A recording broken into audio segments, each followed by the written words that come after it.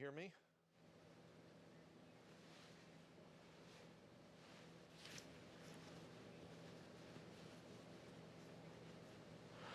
Well, what Wes has asked me to do, and just let me know if that's changed. It was my understanding he was going to start out doing a little talk about Dorian, and then kind of pitch over to me for my thoughts on Dorian, and then I was going to launch into the Hurricane Irene anniversary, and I have some graphics and everything on my end for that.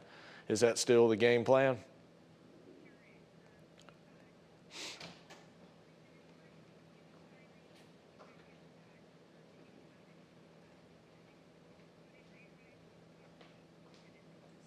Okay, I've got, hold on just a second. Yes. I'm sorry. Are you about to record something right now? We've got this Nexstar. The chiefs from different Nexstar stations are doing their weekly hurricane thing live online, so that's what we're getting ready to do. Okay. Is there something you needed to do in here? No. I just got back from my live shot, so I'm about Gotcha. to. Well, Okay, welcome so- back. I'm sorry. You were saying now?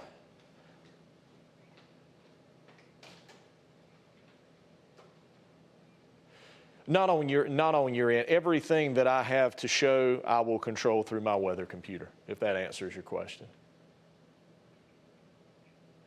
Okay. You're very welcome.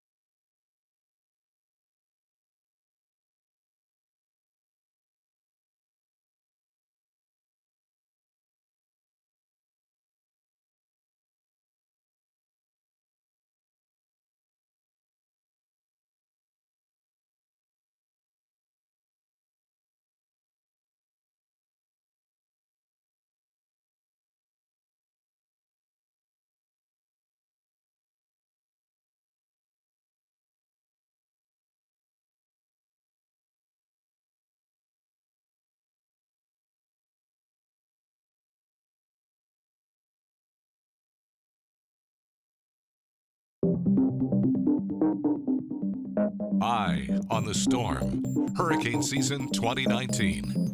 Good evening and welcome to Eye on the Storm, your weekly in-depth look at the tropics and how it will impact you. I'm CBS 17 Chief Meteorologist Wes Hohenstein in Raleigh, North Carolina. And tonight we have got a lot to unpack as Dorian is now a hurricane and could be heading for the southeast United States. Joining me in a few minutes will be the Chief Meteorologist at WNCT TV in Greenville, North Carolina, Jerry Jackson. As we break down the forecast, he'll chime in on what's going on with Dorian now, and he'll look back 8 years ago to Hurricane Irene. I can't believe that was 8 years ago. Now, during tonight's show, if there's anything you would like to know or subjects you would like us to talk about tonight or in the coming weeks, I know there might be a lot of questions tonight about Dorian, please email us. That email address is sendit@cbs17.com. Sendit@cbs17.com. Our digital team is monitoring that email address, so we would love to hear from you. If you would like to get in touch with me and Jerry personally, this is how you can do it on Facebook. I am Weather Wes Hohenstein, and Jerry is WNCT Jerry Jackson. WNCT Jerry Jackson. All right, so before we get to Jerry on the coast, let's kind of take a step back and look big picture about what's going on with Dorian now, what happened today, and our thoughts going forward. So the big news today is Dorian became a hurricane. Remember, it missed all those big mountains in the island of Puerto Rico and Hispaniola, so it didn't have anything to weaken it. So it just kept strengthening it. Now, it went over the Virgin Islands, but that's kind of the big news of today. It missed all those mountains. It didn't have a chance to weaken, so what did it do instead? It strengthened into a hurricane. And now, an even stronger system, because it didn't weaken, could be heading for the southeast United States. So in the next 48 hours, it's going to actually grow in size, first of all. Remember, we talked about this a few times over the past few days. Maybe you've seen it or heard it. Dorian was a small storm. Now it's going to start to get bigger. In addition to that, it does not have any dry air. It does not have any wind shear. It does not have any land in front of it. It's got a lot of warm water, and that's bad news for anyone in the path of it. But as for impacts in the United States, it's looking more and more likely that this is going to target Florida sometime Sunday or Monday. Now, there's still a wide cone out there, but that's the most likely scenario.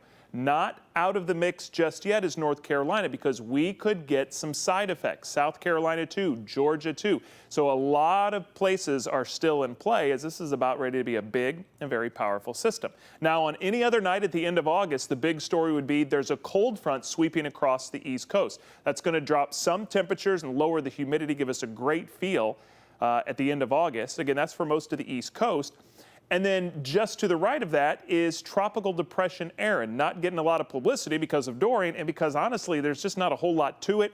It's far enough away. There's no major impacts on the East Coast, and that's about to move away. It was Tropical Storm Erin, became a depression today. So let's spend most of our time talking about Dorian. Again, the very latest from the National Hurricane Center. This is the 8 o'clock advisory. Winds have held at 80 miles per hour. They're gusting up to 100 miles per hour. So remember, it missed Puerto Rico, which has a lot of tall mountains, but all these islands, the Virgin Islands, the British and the U.S. Virgin Islands, they don't have mountains. They're low-lying, and they're small, and it's mainly water. And so Dorian cruised right through all that and was able to strengthen. It's moving slowly, which is kind of important. So it's moving 13 miles an hour. And this is not expected to approach the United States until Sunday or Monday. So 4 days and 1,162 miles between the east coast of Florida and the center of Dorian. That's a long way to go. So we have plenty of time to prepare. We don't need to panic. We can kind of sit back and watch it as we kind of get things in order that we need to get in order. But that also means that's a lot of time and a lot of space and water for things to change. And this fluctuation in the forecast track that we've already lived through, it's going to continue. And one of the reasons why is because we're running computer models every 6 to 12 hours. Hurricane Hunter aircraft is out there pretty much nonstop, so we're getting all kinds of new data. So things are going to change. Here are the latest computer models. This was the late afternoon Wednesday run. And so we start off just east of Puerto Rico. And I'm going to kind of take it segment by segment. So the cluster of computer models, we look at two things. We look at the trends. We look at, well, where are the lines going now compared to where they were going 12 hours ago? And we also look at where the cluster goes. So when they're bunched up close together like this, that tells us, hey, there's a lot of confidence. There's a lot of computer models out there that agree that this is what this thing is going to do. It's going to stay northwest for the next 36 hours. And a lot of them agree, too, on that left turn, that westerly push that unfortunately will bring it closer to the United States. See how they're still mostly clustered? But then watch what happens as it gets closer to Florida. Things start to spread out. When we see a big spread like this that literally goes from South Carolina all the way down to, the Fort Lauderdale area, I mean, that's 600 miles. When we see a spread like this, and we even have a couple outliers that are curving it offshore, that tells us, like, okay, hold on here. We're not as certain as we'd like to be. So what does that mean? That means we have to pay attention whether you're in Florida, Georgia, or the Carolinas. And, for those living in Bermuda, who knows? We've seen some strange loop-de-loops over the years. Two of the main computer models we look at, the European and the American model, the GFS. I've kind of isolated those two, and I pinpointed Sunday night at 10 o'clock. So I've got the European model, everything in yellow. These are isobars. So where we see these isobars circle up and get tight, that's where the center of the hurricane could be, Sunday night at 10. American model in red, European in yellow. And look how similar they are. So two things I take from this. Number one, they're kind of close. They're not on top of each other, but they're also not 600 miles away. All right, so that tells us maybe we really do need to start paying close attention to Florida. It also tells me that Sunday night at 10 o'clock, I mean, this thing could still be over water, strengthening. Maybe it'll catch a cold eddy or something a weekend, but this is another sign that, hey, this is more and more likely a possibility for a landfall in Florida Sunday or Monday. So those were the computer models. Here's the official track from the National Hurricane Center. Again, expected to continue northwest, slowly strengthening, 90-mile-an-hour winds Thursday afternoon, making that west or left turn, becoming a Category 2 storm Friday, but it's a Cat 3 Saturday and Sunday as it skims maybe over or just north of the Bahamas. Again, a lot of warm water, low wind shear. I mean, everything is perfect for this thing to really develop. And then smashing into the Florida coastline maybe late Sunday or Monday, Monday being Labor Day. So I want to put the center line in from the 5 o'clock advisory. So that's the middle of this track. And I want to compare that to the 11 a.m. advisory, the previous. I'm going to drop that line in there in white. So this shows us how the track has changed. So it might be swinging out a little farther to the north. Again, white to red, that's our progression. But as it gets closer to Florida, the 5 o'clock advisory actually shifted it a little south. Now, negligible, not a big shift, but a little shift. And we will track these over the course of the coming days. Here's what it looks like close up. Again, Sunday at 2 o'clock. It could be anywhere from north of the Bahamas. It could be just off the coast of Miami.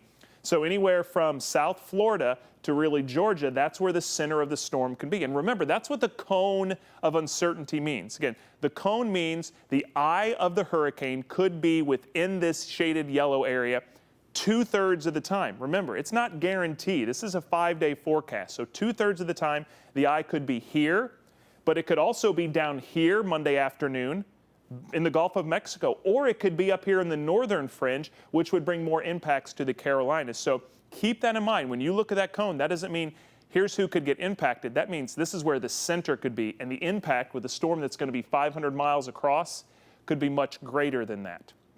I mentioned the warm water. I've overlaid the forecast track where this storm is going to go with some current water temperatures. This is bath water. Mid to upper 80s. That is the perfect temperature to get this storm really going. Now, where it goes, again, you saw the spread of the models. It's still really up in the air, but one of the things the forecast models are trying to figure out, and we're trying to figure out, where the ridge of high pressure over the Atlantic Ocean is going to go.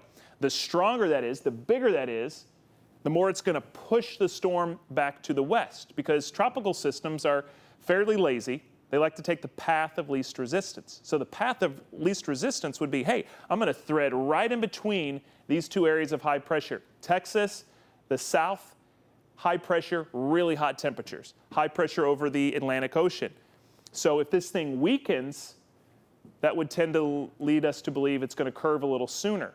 Somewhere in between, maybe is what's going to happen. So we will watch very closely what's going to happen with that area of high pressure. And I'll finish with this before we bring in Jerry to get his thoughts. We have the ability to kind of go back in time and look at all the tropical tracks throughout history. So we went back to 1950. Every tropical system back to 1950 that passed within 100 miles of where Dorian is right now. So 1950, so we're talking almost 70 years of data. There have been dozens and dozens of storms. Here they are all plotted up. There has only been one to make landfall in Florida that have come within 100 miles of where Dorian is now since 1950. And that was Jeanne back in 2004. Look where most of them go. Most of them curve out to the ocean. Few of them slid into the Gulf, but none of them have really made that left turn and smashed into Florida. And that's interesting because Florence last year was one of those storms that had never done anything like what happened to it. And I remember showing a map like this with Florence and talking about how, hey, listen, these are the forecasts. We're going to watch it. But look at the history. This has never happened before. And sure enough, it happened. So this could be a second since 1950 storm to smash into Florida. All right, so that is a lot to cover with Dorian. Let's jump now to our first guest of the night. And he is in Eastern North Carolina, and this is a live shot from Eastern North Carolina. So let's welcome back in Jerry Jackson. He was with us a few weeks ago. Jerry's chief meteorologist at WNC-TV in Greenville, North Carolina. Jerry, all right, I know the coast of North Carolina, and you guys are watching this thing really closely. Share your thoughts with us about what you've been seeing with Dorian, watching it for the past several days now. Well, you bring up some very interesting points, Wes, especially that little piece of climatology you were sharing about how unlikely it can be for systems passing by that particular point. But there are a lot of interesting things about this system. Let's get started. I want to show you first.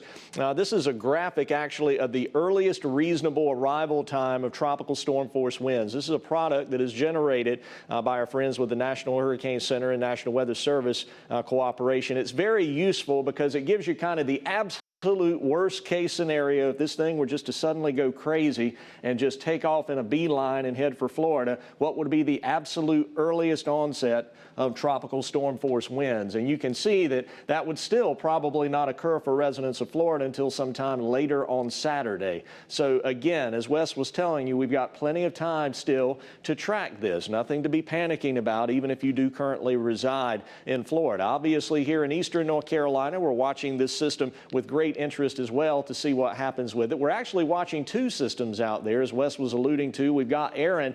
It looks strange because you look at the circle here and you say, well, gee, we've drawn it in the wrong place because all the red's down here. This is actually the center of circulation right in here, and all the thunderstorms are blown off to the southern side. So it's a very disorganized system. Already moving to the north. That's why we're not really worried about Aaron. It's never going to make it in here. Here is Dorian. It certainly does look healthy this evening. And if you're not familiar with how infrared color tables are set up, usually when you think of hot, you think of the color red. Here you have to think backwards. Whenever you see these deeper reds blowing up, those are really cold cloud tops. In other words, the thunderstorms are growing in height.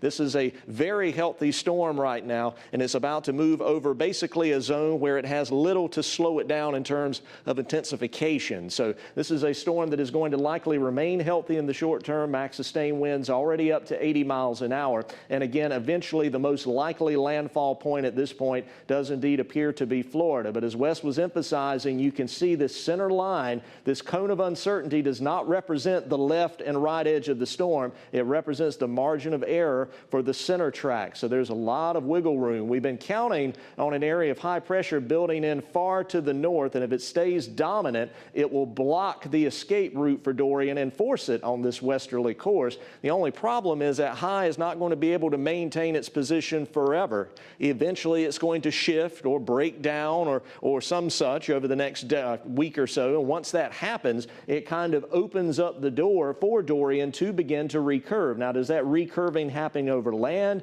Does it happen once it gets in the Gulf of Mexico? Does it actually turn, head up the coast? Any of those options are still on the table. So Florida is the main interest in the short term through the weekend. Beyond that, still a lot of uncertainty. And for us here in Eastern North Carolina, obviously this is something we want to watch. Even if Dorian were to track inland and stay on a hard westerly course and get over land, the remnant circulation coming back up next week would actually put us in a favorable zone for tornado production here in Eastern North Carolina, especially later Tuesday into Wednesday. So even if we deal with the leftovers of this system, there could still be some impacts that we would have to watch out for. And of course, if the leftover moisture mingles in with any nearby fronts or whatever weather features may be in play in the middle part of next week, week that could enhance locally heavy rainfall across our area too. There's always something to watch this time of year, as we all know, and Wes was alluding to a big weather anniversary we have here in the state of North Carolina, Hurricane Irene. Of course, Irene made landfall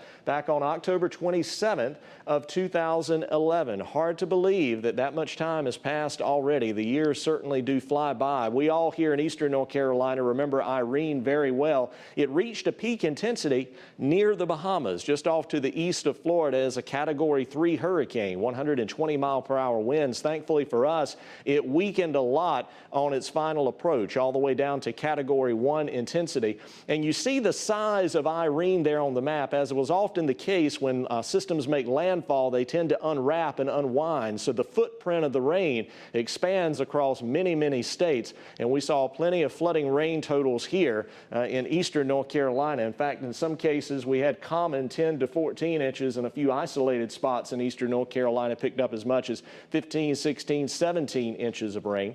Of course, the rain was not the only issue we had to deal with. Tornadoes were spawned, several of them that produced widespread damage, including across parts of Washington, Tyrrell, and also Beaufort counties. Very strong tornadoes with Irene when it came through. In fact, this is one of the signatures that we had on the radar display when Irene was moving in.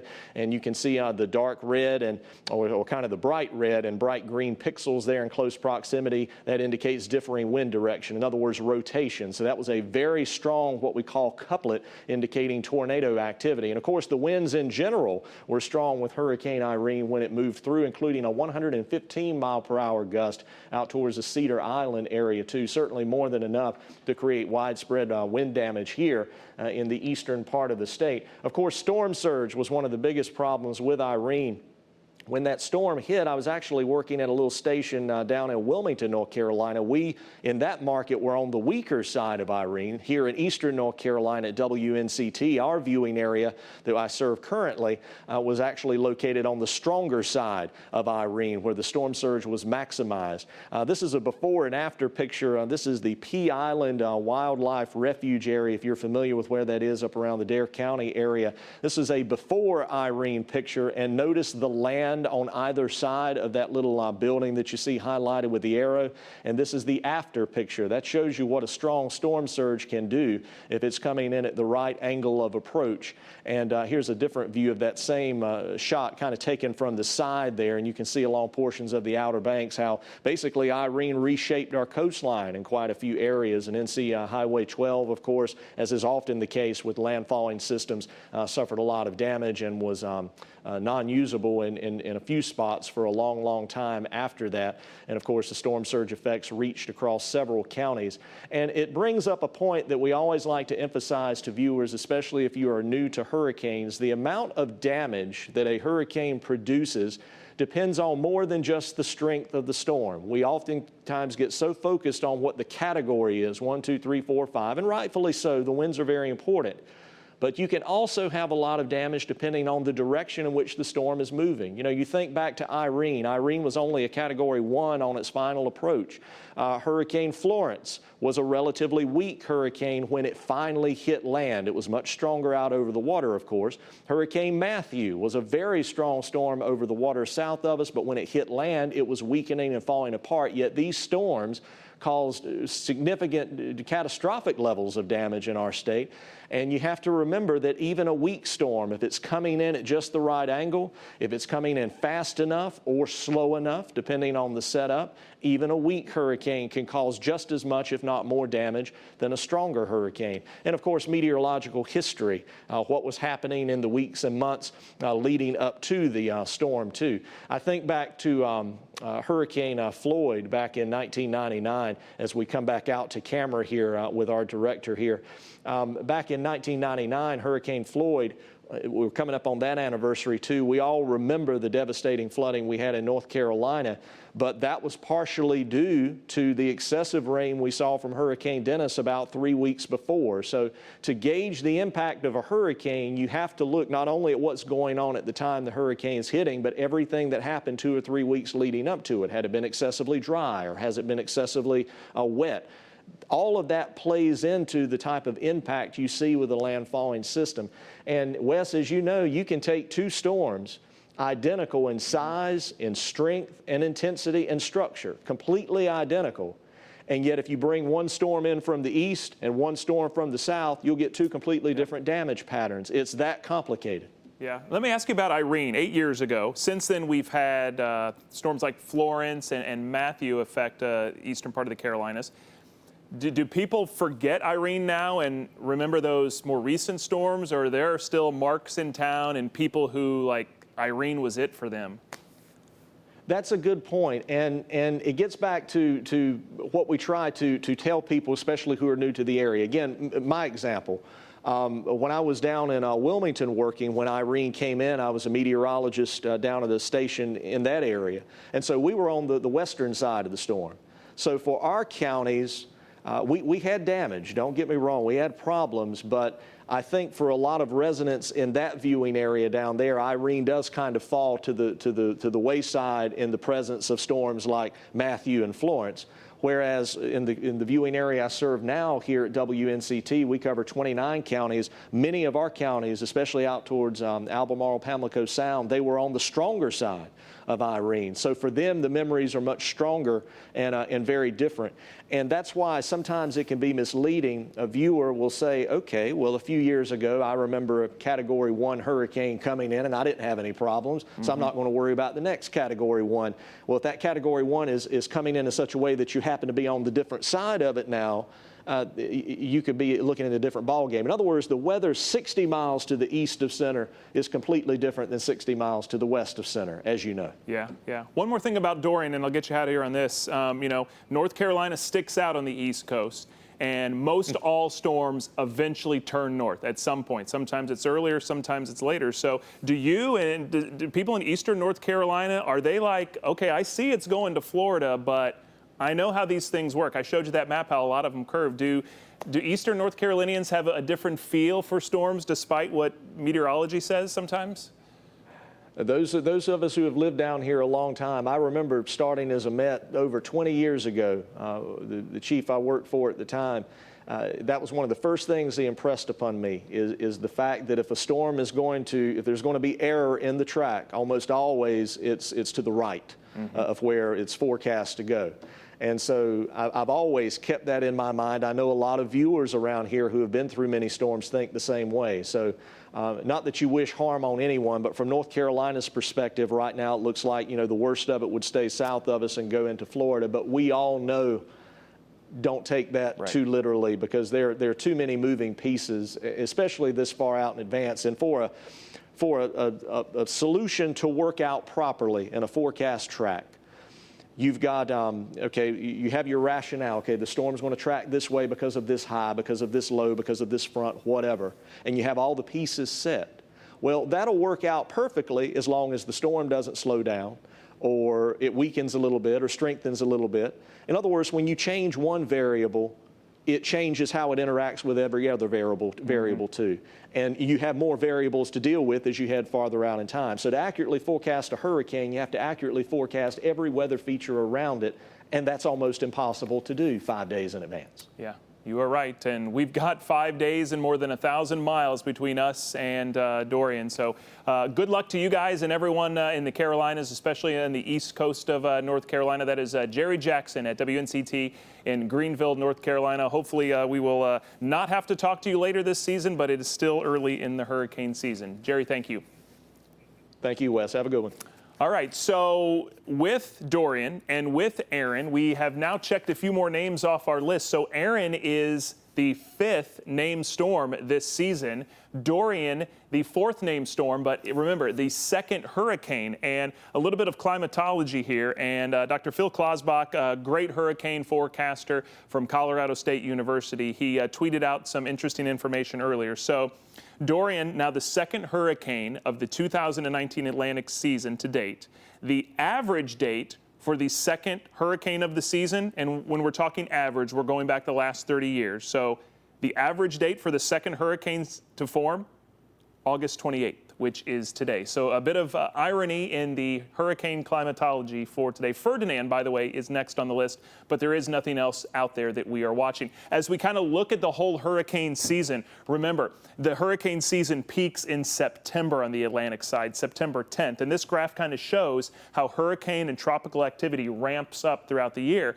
And even though things might seem busy with Aaron and Dorian, we are still on the front side of the peak. So we are, again, August 28th. We still have a ways to go before we get to the peak. And I think we all remember, you think back to the worst hurricanes, they happen a lot in September, and September is still yet to come, although September does start on Sunday. One other thing I wanted to show you before we say goodbye tonight, and that is the Hurricane Hunter aircraft. They are out there right now flying through the center. So these planes have anywhere from 5 to a dozen people on them.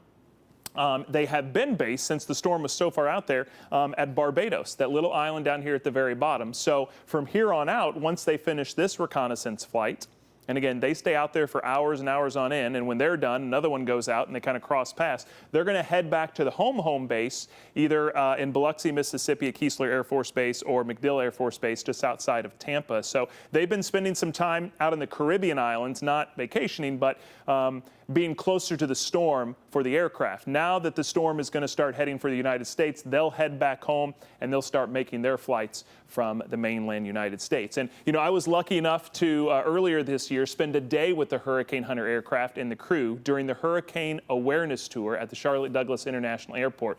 And here's what it takes to fly into a monster storm. Times where the plane has been shaking so violently I could not read my instruments for a good 20 or 30 seconds.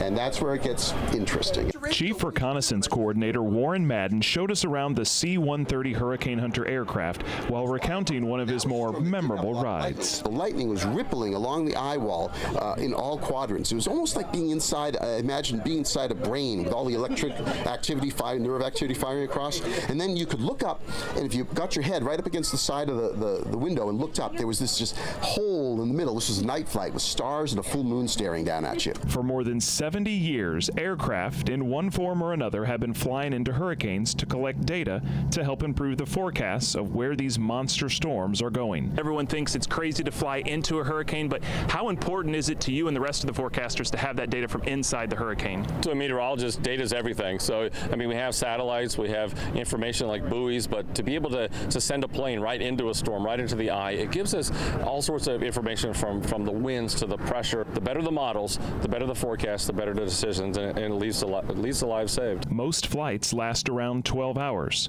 Once the pilot gets the plane to the storm, the scientists in the back get to work by releasing dropsondes into the storm. So there's a sensor here that records the temperature and humidity. There's a barometer inside that records the pressure as it falls, and there's also a GPS receiver in here. So 4 times a second as it falls, it's reporting back where it is. These dropsondes have been shown to improve hurricane forecasts, but they can't exactly stick their hand out the window to deploy them from 10,000 feet. We load the dropsonde in here. This is the loadmaster's job. We'll load it in here, and then they'll close down this to cover it up and establish a good seal. And then when the time comes to release it, a little port will open up at the bottom of the aircraft, and then the spring will fire down, eject those sondes. It takes only 4 minutes for the dropsondes to splash into the ocean, but the collected data is sent back to the airplane instantly, checked for quality, and forwarded on to the National Hurricane Center minutes later, where it is put into the hands of meteorologists and computer models all over the world. I'm okay doing this. I'm okay asking my crew to do this, as long as the people back home make sure I'm not doing it for nothing. Lieutenant Colonel Jeff Ragusa is the Hurricane Hunter chief pilot and has been flying the C-130 for more than 20 years. He says getting that data back can sometimes be quite a ride. It can range from nothing worse than a bad commercial airline flight to oh my goodness, what are we doing out here kind of experience. For Lieutenant Colonel Ragusa, Hurricane Dean in 2007 gave him and his crew a ride they'll never forget. They flew into that Category 5 storm as it slammed into the Yucatan Peninsula. We have a computer voice in the airplane. Her name is Ann. She talks to us when she doesn't like what's going on, and I'm pretty sure on that mission I heard every word Ann knows.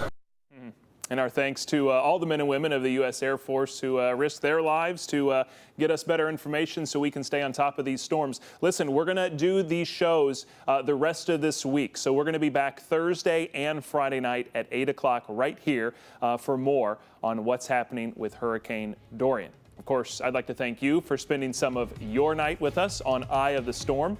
Don't forget, in addition to Thursday and Friday and into the weekend at 8 o'clock, we're here every Wednesday at 8 o'clock through the entire Atlantic hurricane season. So thanks for spending part of your night with us live in Raleigh, North Carolina. I'm Wes Hohenstein. We leave you with a live look at Ocean Isle Beach. Maybe if we all close our eyes really tight, we can be there, or just look at this video and enjoy the rest of your evening. Good night.